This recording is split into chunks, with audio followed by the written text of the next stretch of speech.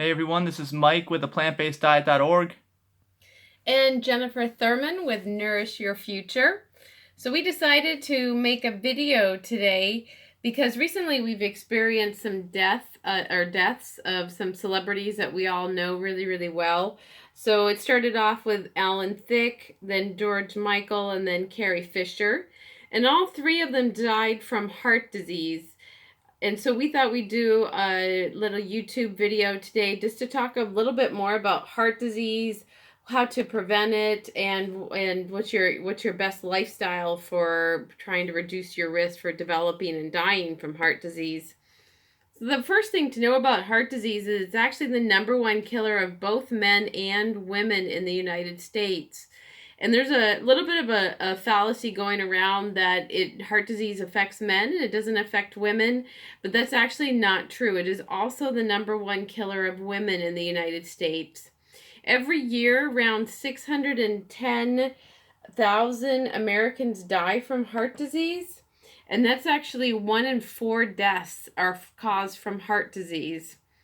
So we want to talk a little bit about how to reduce your risk of heart disease. And your number one risk factor for heart disease is actually elevated cholesterol. So elevated cholesterol is going to be a cholesterol level of above 200. So if you have been to the doctor, seen your doctor, and he tells you that your cholesterol level is over 200, you're actually at risk for developing or for dying prematurely from heart disease. Yeah, I had that. I was diagnosed with 201 cholesterol level many years ago, like 15 or so years ago. That's when I first learned about what we eat and why that makes a difference. Yeah, and that's a really important point that Mike makes, because cholesterol levels are directly related to the foods that we consume. So one thing to know about cholesterol levels is that animal products alone contain cholesterol. So what do I mean by animal products alone? Plants, fruits, vegetables, beans, legumes, grains, they don't have any cholesterol in them. It's only animal products that contain cholesterol. So if you're truly interested in reducing your cholesterol level, which automatically will reduce your risk for developing heart disease, you want to consider a whole foods plant-based diet. So a diet that is free from any animal products at all. And there's a little bit of a fallacy when it comes along with like diets. When people are trying to be on a heart-friendly diet, some people will do the only fish or only chicken diet. And the truth to the matter is that cholesterol is in all animal products. So it's not that you can just eat fish and chicken and you're going to reduce your cholesterol. It's cholesterol is also in fish and chicken because it's in the cell membranes of the animal that you eat. So if we're going to do animal muscle, right? Any muscle of any animal. Yep, absolutely. Absolutely. And cholesterol is separate from fat, but when you consume a lot of dietary saturated fat, it actually does make your body produce more cholesterol. And of course, we know that saturated fat comes from animal products.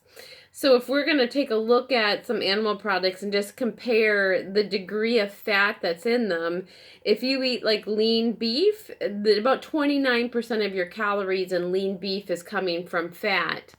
If you eat a skinless chicken breast, 23% of your calories in that chicken breast is still coming from fat.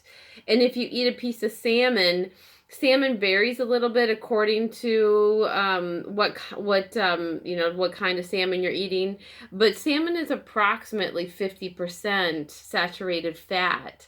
So you can see that on a fish and chicken diet, you're really not reducing your saturated fat that much. And without really reducing your saturated fat, you're going to be at a greater risk for developing heart disease. The other thing to know is that eggs are actually the highest concentrated form of cholesterol found in any food. Yeah, I think that what I've seen, it's almost 90% of the daily allowable value from RDA, whatever, of cholesterol is in one egg yolk. Yeah, yep. Because the yolk is even the worst. High. Yeah. Yeah. So that's going to be your number one tool if you're at risk for heart disease, is that you really want to reduce or eliminate completely. In an ideal world, we're talking about eliminating completely all animal products from your diet. The other thing you want to do is you want to make sure that you maintain an ideal blood pressure. And an ideal blood pressure is going to be it's going to be 120/80 or less than. If you have a blood pressure that is over 120/80, you're now at risk for heart disease. So you want to make sure that you stay on top of that. You also want to make sure that you maintain a healthy weight, and you don't want to smoke, and you want to make sure that you get out there and exercise as well. So, Mike, do you have anything else to add about a plant-based diet and heart disease? Yeah, well, just that, these deaths recently kind of bring to light what's going on. I think people who are, who watch these people when they're growing up and knew that they were only slightly older than them and see that they have died, just kind of hits home. And maybe if people will take the time to realize that these deaths, most likely, even though we don't know for sure, they were probably very much preventable. They probably could have lived dramatically longer lives, probably better lives too. In addition to that, I'm sure these people didn't, if it was really truly heart disease, they weren't just skipping down the street all happy right before they died. It's usually a long, slow degradation process that ultimately leads to dying from that disease, so. Yeah. And the information about a whole food plant-based diet as far as heart health is really not new information. It's about 20 years ago, Dr. Dean Ornish participated in some studies that pretty much prove that you can make yourself heart attack proof, and also reverse heart disease with a whole foods plant-based diet.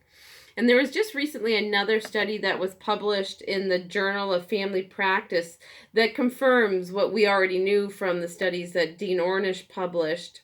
And this particular study included 198 people.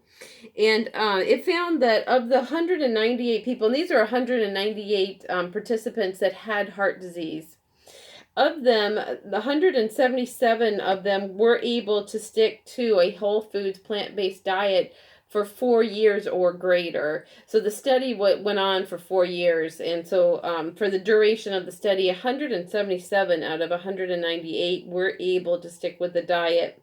And during that 4-year study, of the people that stuck to the diet, there was only one person that had a stroke, and that stroke was determined to be related to a reoccurrence of heart disease. But that was the only reoccurrence of heart disease that they had in the entire population of 177 people. Now let's compare that to the 21 people, There are 21 people who didn't stick to the diet. And of the 21 people that didn't stick to the diet, 13 of those people, so that's greater than 50% of those people, had a reoccurrence of a cardiovascular event.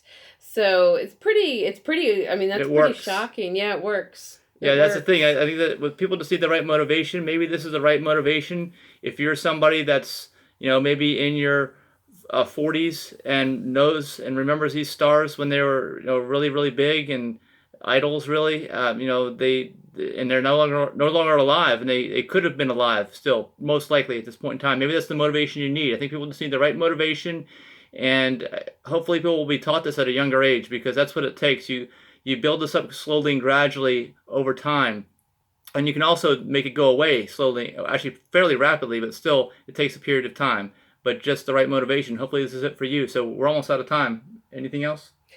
Just want to add that if you want to check out more information about a whole foods plant-based diet, check out www.pcrm.org, or you can go to www.nutritionfacts.org, or on Facebook you can find aPlantBasedDiet.org, as well as Nourish Your Future. Thanks a lot, guys. All right, bye.